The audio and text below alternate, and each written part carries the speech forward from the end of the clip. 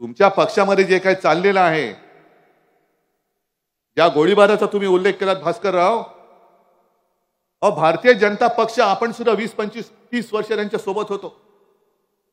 त्यावेळेला आपल्या अख्ख्या देशामध्ये आज मला एक गोष्टीचा अभिमान आहे की आज मुस्लिम बांधव सुद्धा इकडे आलेले आहेत, मोठ्या प्रमाणावर आहेत. काल परवा पण होते.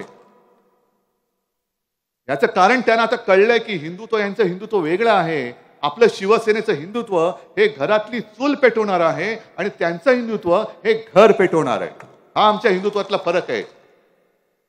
आम्ही सुद्धा श्रीरामाचे भक्त आहोत.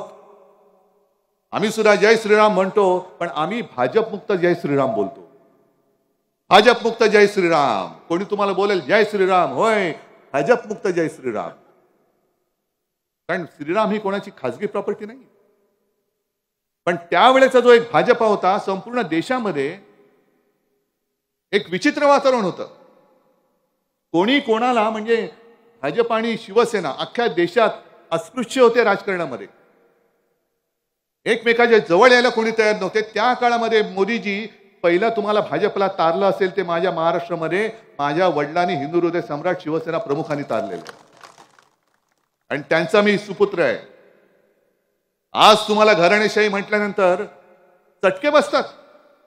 अरे ज्या शिवसेना प्रमुखांनी तुम्हाला अटलजींच्या वेळेला वाचवलं, जर शिवसेना प्रमुख तुमच्या मागे उभे राहिले नसते तर हे सत्य आहे की तेव्हा अटलजींनी यांना उचलून हेराच्या टोपलीत टाकून दिलं असतं. पण त्यांच्या मुलाला तुम्ही तोडून टाकतायत. मला राजकारणात खतम करायला निघालात. जरा चला या अंगावरती बघूया, ही माझी ताकद आहे, ही माझी वडिलोपार्जित संपत्ती आहे, या अंगावर. आणि एक लक्षात घ्या, आम्ही छत्रपती शिवाजी महाराजांचे मावळे आहोत, शिवसेना प्रमुखांचे शिवसैनिक आहोत. जर भारतीय जनता पक्षामध्ये थोडी जरी हिंमत किंवा मर्दपणा असेल, भारतीय जनता पक्षामध्ये शिल्लक राहिला असेल, कारण मर्दपणा हा रक्तात असावा लागतो, तो 50 खोक्यांनी विकत नाही घेता येत. हे घेतले 50 खोके आणि दे मला मर्दपणा, नाही, अजिबात नाही. मर्दपणा हा दत्तक घेता येत नाही. मर्दपणा हा अंगात असावा लागतो, धमन्यात असावा लागतो. तो माझ्या शिवसैनिकात आहे. आणि म्हणून मी तुम्हाला आव्हान देतोय भाजपवाल्यांनो, जर तुमच्यात मर्दुमकी जरा तरी शिल्लक राहिली असेल तर तुमचे जे घरगडी आहेत, ईडी, सीबीआय, इन्कम टॅक्स आणि नाईलाजाने पोलीस यांना बाजूला ठेवा.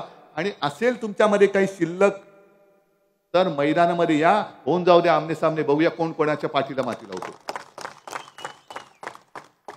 अरे लोकशाही आहे ना, हुकुमशाही सारखे कशाला वागताय?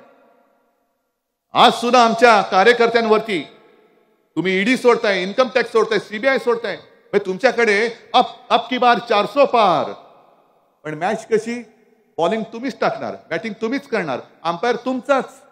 आणि एवढं करून आउट झाला. परवा चंदीगडमध्ये जसा त्यांचा महापौर हरला तरी अंपायर तुम्हीच आउट झाला, त्रिफळा उडाला तरी सिक्सर.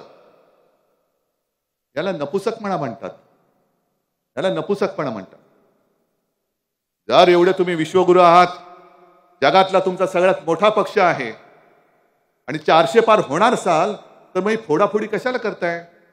नितीश कुमारला फोडला, त्या हेमंत सोरेनला तुरुंगात टाकला, आता केजरीवालच्या मागे लागलेत. माझं तर तुम्ही शिवसेना नाव चोरलं, धनुष्यबाण चोरलात, भगव्यामध्ये छेद केलात. तरी देखील उद्धव ठाकरे काय, कोण आहे मी, काय माझ्याकडे? माझ्या साध्या साध्या शिवसैनिकाच्या घरी जाता, अगदी झोपडपट्टीमध्ये राहणाऱ्या शिवसैनिकाच्या घरी सुद्धा ईडी गेली होती. ही तुमची लायकी, ही तुमची मर्दुमकी. संपूर्ण तुम्ही सगळे कडेकोट बंदोबस्तामध्ये राहता. बॉम्ब प्रूफ जॅकेट घालणार, बॉम्ब प्रूफ गाड्या घेणार, तो बॉम्ब जॅमर घेणार. आणि माझ्या शिवसैनिकाचं त्याला संरक्षण नकोच, त्याला संरक्षण नकोच. पण माझ्या देशाची ताकद, ही प्रशासकीय ताकद, ही तुमची वैयक्तिक ताकद नाही. उद्या जरा तुमची सत्ता जाऊ द्या, बघा हीच ताकद तुमच्या अंगावर कशी येईल ती बघा.